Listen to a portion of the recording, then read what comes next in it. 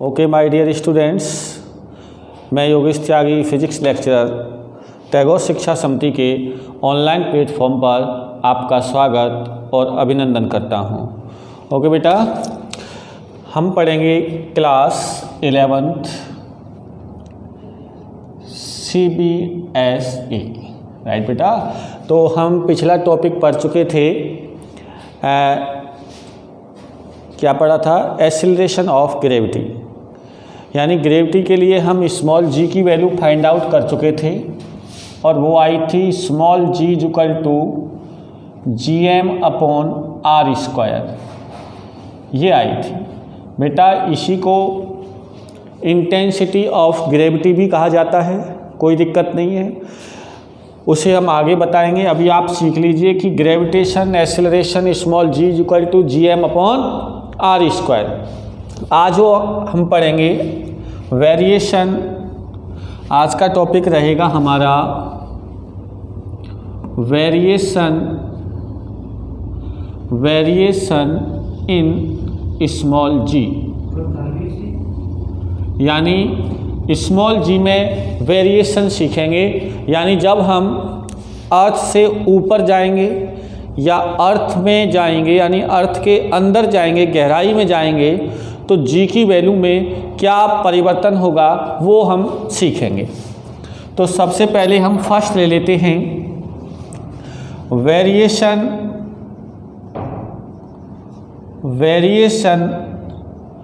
Of g with respect to height small h, यानी जी में variation देखेंगे किसके साथ बेटा? हाइट के साथ, राइट। तो देखिए इसके लिए हमने क्या किया, suppose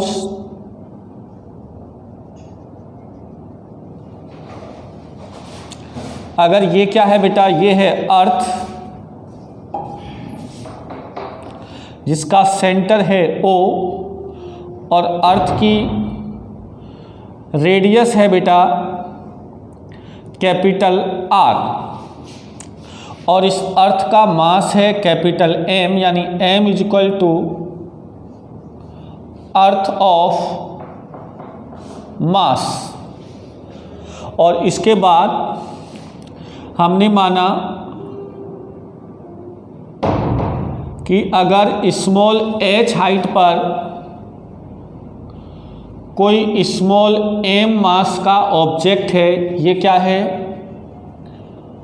mass of object, right बेटा। तो देखिए ये अर्थ की क्या है? सरफेस है। सरफेस से h हाइट पर कोई स्मॉल m मास का ऑब्जेक्ट है, तो हम देखेंगे कि इस पर हाइट के साथ स्मॉल g की वैल्यू में किस प्रकार का वेरिएशन आता है। तो सबसे पहले we know that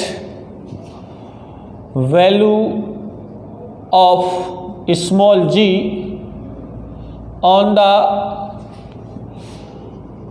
earth surface कितनी होती है बेटा? Small g equal to GM/r², equation number first. अब हम बात करते हैं ऑन द हाइट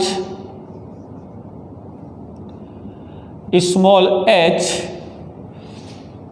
तो इसको मान लेते हैं बेटा G डैश।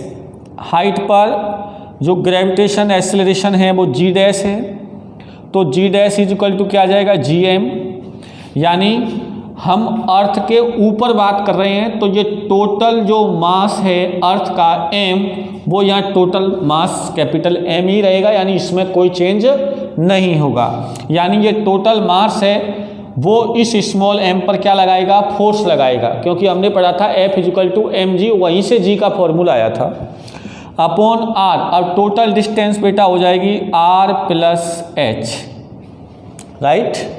तो इस कंडीशन में क्या करना है बेटा, इसको दे देंगे इक्वेशन नंबर 2। हमें किसकी वैल्यू निकालनी है बेटा, जी डैश की।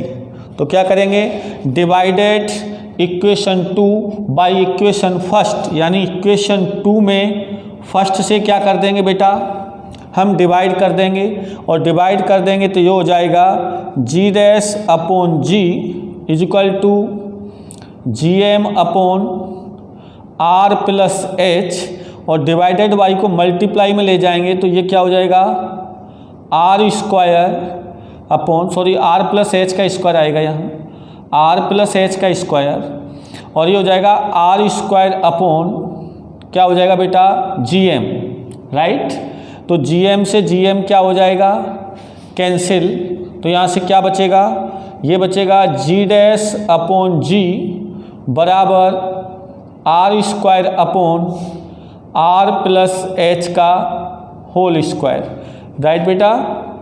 अब इसके बाद देखिए यहाँ से g dash upon g calculation करनी है सिंपल, आर स्क्वायर, यहाँ ब्रैकेट में से क्या लेंगे बेटा, आर कॉमन लेंगे तो ब्रैकेट के बाहर क्या आ जाएगा, आर स्क्वायर, यहाँ से बचेगा 1 प्लस एच अपॉन आर और इसका होल स्क्वायर, आर स्क्वायर से आर स्क्वायर क्या हो जाएगा बेटा, कैंसिल हो जाएगा। तो ये बचेगा जी डैश अपॉन जी बराबर आ जाएगा 1 upon 1 plus h upon r का होल स्क्वायर, राइट बेटा। अब देखिए यहाँ से जी डैश की वैल्यू निकालने के लिए जी का इधर क्या कर देंगे, मल्टीप्लाई। लेकिन ये फॉर्मूला काम कब आएगा, जब हाइट जो है वो बहुत ज़्यादा है, हाइट कैसी हो, बहुत ज़्यादा हो, तो ऐसी स्थिति में हम इसी फॉर्मूले से जी डैश की वैल्यू निकाल लिया करेंगे, क्योंकि जी की वैल्यू कितनी होती है, 9.8 मीटर पर सेकंड स्क्वायर, और अगर वो न्यूमेरिकल में कहता है कि जी इज इक्वल टू 10 तो आप 10 का यूज किया करेंगे। तो देखो अब यहाँ से बेटा, अगर एच की वैल्यू कम है, यानी आर के रेस्पेक्ट में, यानी कैपिटल आर क्या है, रेडियस ऑफ अर्थ, यदि इसके रेस्पेक्ट में एच की वैल्यू बहुत कम है, अर्थात इसका मान 1 से बहुत कम आता है, यानी मच लेस देन फॉर 1, तो इसको आगे एक्सपेंड करते हैं तो ये हो जाएगा G dash upon G is equal to, इसे ऊपर ले जाइए तो 1 प्लस एच अपॉन आर का -2। और मैं यदि ये कहूँ कि h upon r is much less than 1, अगर इसकी वैल्यू 1 से बहुत कम है तो इसे क्या करेंगे, बाइनोमियल एक्सपेंशन। कौन सा बेटा, बाइनोमियल एक्सपेंशन से। बाइनोमियल एक्सपेंशन क्या होता है, 1 प्लस एक्स की पावर n बराबर 1 plus n x plus dot dot dot, यानी हायर पावरों को जो नेक्स्ट x, अगला क्या लिखेंगे, n into n minus 1 upon factorial 2x square, या आपने पढ़ा है मैथ में। तो नेक्स्ट जो x की पावर आएंगी उन हाई पावर्स को हम क्या करेंगे, नेग्लिजिबल मान करके छोड़ देते हैं, केवल कहाँ तक लिखा जाता है, 2 स्टेप तक। ऐसे ही अगर हम इसको सॉल्व करेंगे तो क्या हो जाएगा बेटा, G dash upon G is equal to 1, n की जगह बेटा कितना है, -2, तो -2 यहाँ आएगा तो ये हो जाएगा -2h बाई आर। तो इसका मतलब हो गया अपने पास क्या आया, ये आ गया जी डैश बराबर 1 - 2h अपॉन आर, यानी इस फॉर्मूले की सहायता से हम जी डैश की वैल्यू फाइंड कर सकते हैं, राइट बेटा। किसकी वैल्यू फाइंड कर सकते हैं, जी डैश की। अब सुनना आप ध्यान से, इधर देखो, अगर आपके पास जी डैश की वैल्यू है, अगर आपसे पूछता है वो कि इसमें परसेंटेज चेंज क्या आएगा, जी डैश की वैल्यू में परसेंटेज चेंज, तो परसेंटेज चेंज कैसे निकालते हैं बेटा, ये देखना आप। कितना आया अपने पास, G dash is equal to 1 - 2h upon are into G. यहाँ बेटा 1 - 2h अपॉन आर, जी का मल्टीप्लाई होगा तो ये इंटू क्या आ जाएगा, जी। तो यहाँ से आ गया ये। अब परसेंटेज चेंज कैसे निकालेंगे बेटा, ये आ जाएगा जी डैश बराबर जी का मल्टीप्लाई तो जी माइनस 2GH बाई आर, तो यहाँ से आ जाएगा जी डैश माइनस जी बराबर माइनस 2GH, सॉरी बेटा यहाँ पर कितना है 2GH, सही है 2GH अपॉन आर, और ये हो जाएगा G dash minus G upon G is equal to minus 2H upon R, और इसे लिख देंगे delta G upon G into 100% is equal to minus 2H upon are into 100%। तो ये है जी के मान में परसेंटेज चेंज। आप जी के मान में परसेंटेज चेंज कैसे निकालें, minus 2H upon are into 100%। देखिए बेटा ये नेगेटिव साइन क्या बता रहा है, ये नेगेटिव साइन ये बता रहा है कि यहाँ पर जो ग्रेविटेशन में परसेंटेज चेंज होगा उसमें क्या होगी, कमी होगी। कमी होने का मतलब क्या है, कमी होने का मतलब है कि जैसे जैसे हम अर्थ से ऊपर जाएंगे तो स्मॉल जी की वैल्यू चेंज होगी, और चेंज होने का मतलब है ऊपर जाने पर इसकी वैल्यू क्या होती जाएगी, लेस होती जाएगी, यानी इसकी वैल्यू में क्या आती जाएगी, कमी आती जाएगी। और ये नेगेटिव साइन उसकी कमी को बता रहा है। कैसे, देखिए अगर मैं कहूँ कि अर्थ से अगर 32 किलोमीटर, बेटा कितना 32 किलोमीटर अगर ऊपर कोई ऑब्जेक्ट है, यानी h की वैल्यू कितनी है 32 किलोमीटर, तो इसमें बताइए परसेंटेज चेंज क्या होगा। तो देखो बेटा यहाँ परसेंटेज चेंज हो जाएगा माइनस 2H की वैल्यू कितनी बेटा 32, नीचे कितना आएगा R इंटू 100%।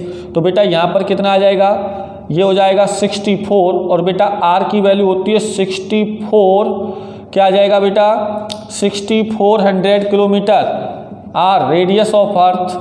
तो यहाँ से कितना आ गया 64 से ये 0 से 0, यानी ये आ गया -1%। यानी जो G है, अगर आप 32 किलोमीटर 32 किलोमीटर अर्थ से ऊपर जाते हो तो G के मान में कितनी कमी आ जाएगी, 1% की 1% कमी आ जाएगी G की वैल्यू में, यदि आप कहाँ जाते हो, अर्थ से ऊपर 32 किलोमीटर पर। यानी ये क्या है 32 किलोमीटर पर कितनी आ रही है बेटा 1%। तो 64 किलोमीटर पर कितनी आ जाएगी बेटा, अगर यहाँ 64 करते हो तो यहाँ से आ जाएगी 2%। यानी लेकिन ये फॉर्मूला केवल कब अप्लाई होता है, लेस देन 5%, यानी केवल 5% का चेंज होता है स्मॉल g की वैल्यू में, तब तक ये फॉर्मूला वैलिड है।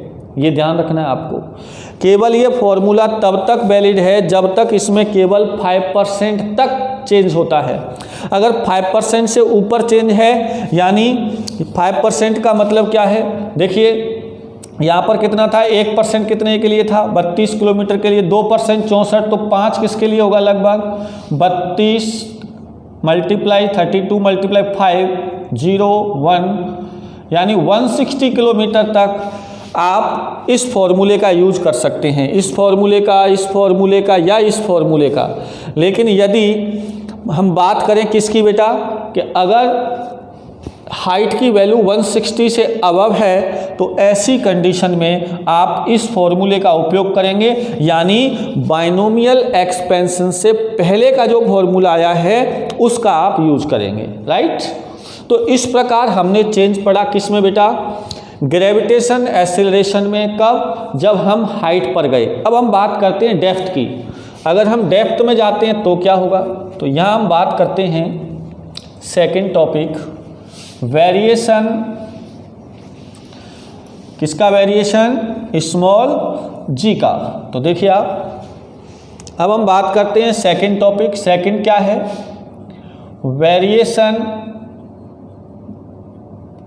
Variation of small g due to depth, जिसे मैं मान लूँ क्या, स्मॉल d, राइट बेटा। डेप्थ में बात करते हैं, देखिए कैसे, अगर इधर देखना ध्यान से, अगर ये अर्थ है,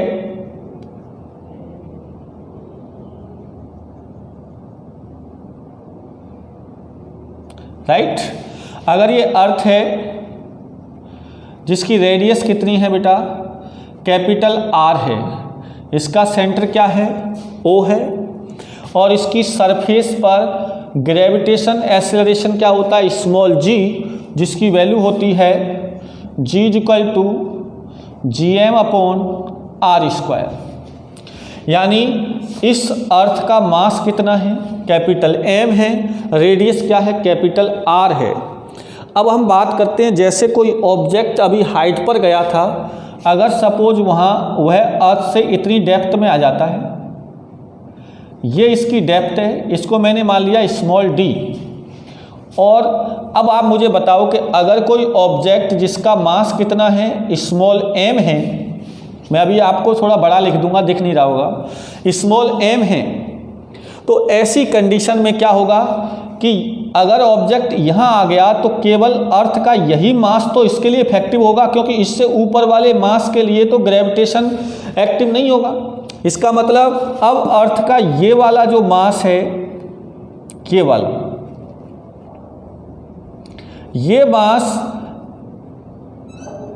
स्मॉल g के लिए क्या होगा, इफेक्टिव होगा।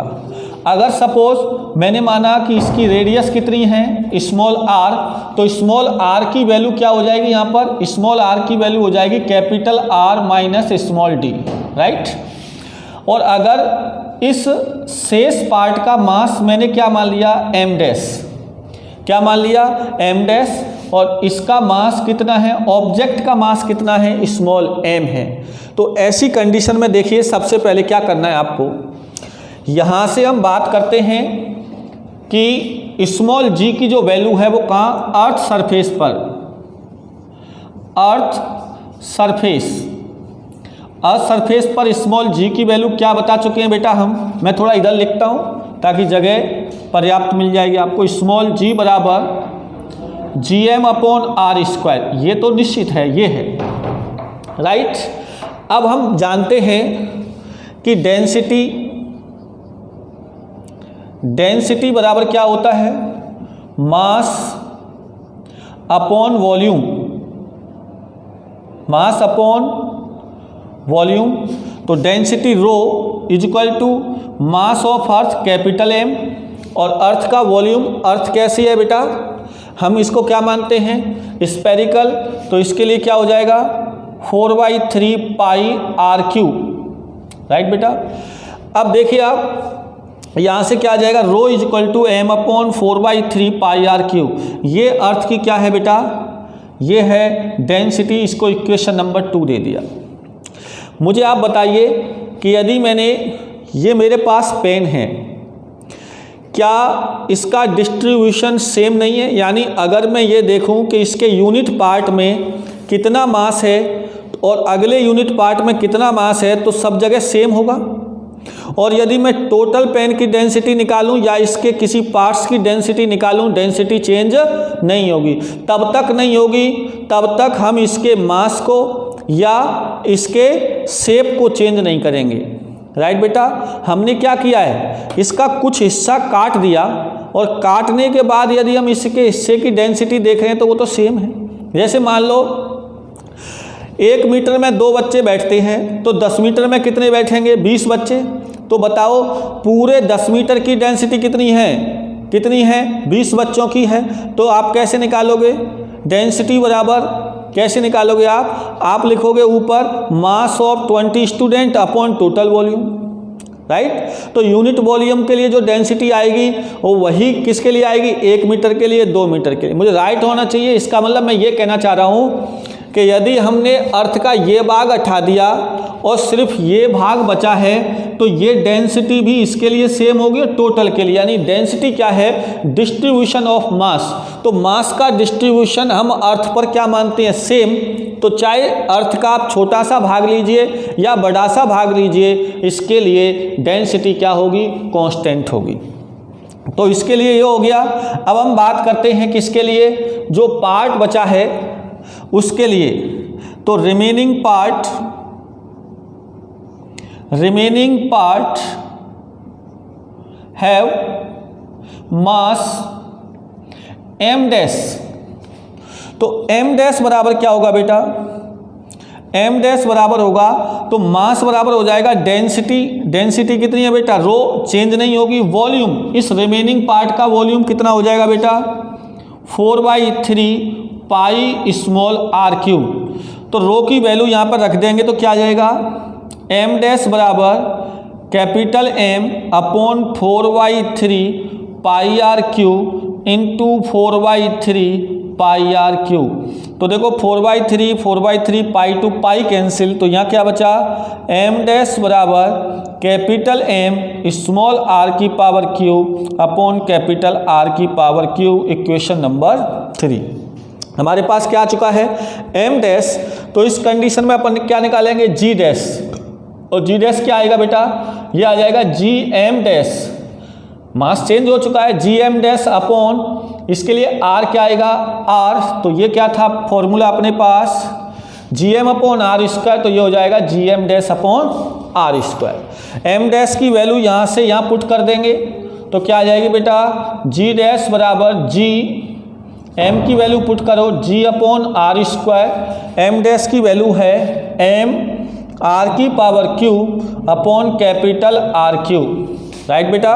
तो यहाँ से देखो आर स्क्वायर से आर स्क्वायर, तो यहाँ से क्या आ गया बेटा, जी डैश बराबर आ गया G M small R upon capital R cube, equation number 4।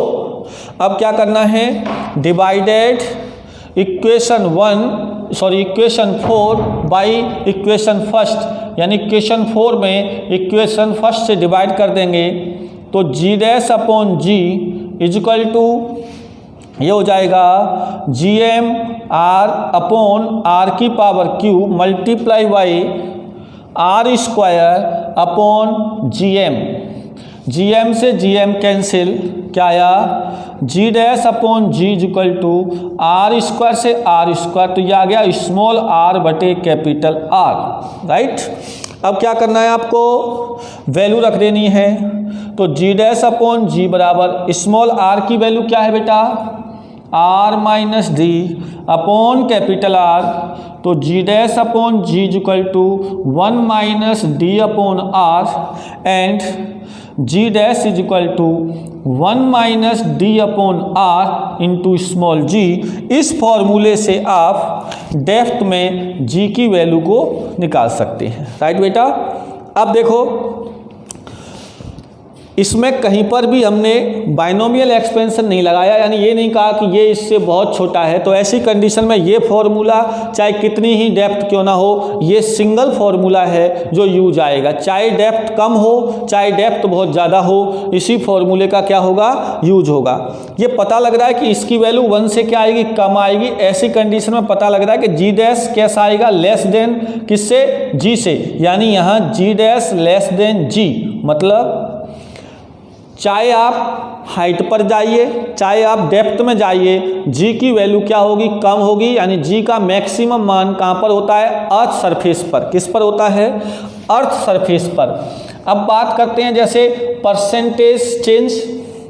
तो परसेंटेज चेंज जैसा मैंने अभी बताया, यहाँ से क्या आया, जी डैश बराबर 1 minus D upon are into G, तो ये हो जाएगा G dash is equal to G minus D into G बटे आर, तो ये हो जाएगा जी डैश माइनस जी, और ये जी अपॉन में आ जाएगा तो ये बचेगा माइनस डी अपॉन आर। यानी इसको लिख सकते हैं डेल्टा जी बाई जी बराबर माइनस डी अपॉन आर। बेटा ये नेगेटिव साइन फिर बता रहा है कमी को, कि अगर आप डेप्थ में जाओगे तो उसमें जी के मान में क्या होगी, कमी होगी। अब देखो यहाँ से भी दिख रहा है जी डैश का मान 0 कब हो जाएगा, इधर देखो, अगर मैं d की वैल्यू r के इक्वल रख दूं, यानी ये डेप्थ इसके रेडियस के क्या हो जाए, इक्वल हो जाए, यानी कोई भी ऑब्जेक्ट कहाँ आ जाए, अर्थ के सेंटर पर।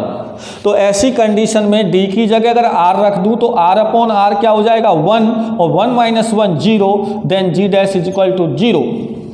यानी जब कोई ऑब्जेक्ट अर्थ के सेंटर पर होगा तो उसके लिए ग्रेविटेशन एक्सेलरेशन 0 होगा और वो ऑब्जेक्ट वेटलेस होगा। ये होती है वेटलेस कंडीशन।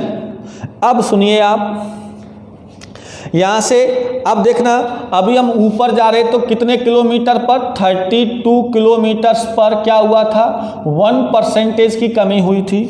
यहाँ 1% की कमी कब होगी, बहुत सिंपल है, डबल हो जाएगा इससे, कितना हो जाएगा, ऊपर जाने पर 32 किलोमीटर यानी 32 किलोमीटर डिस्टेंस कवर करने पर 1% की कमी आ जाती है जी के मान में।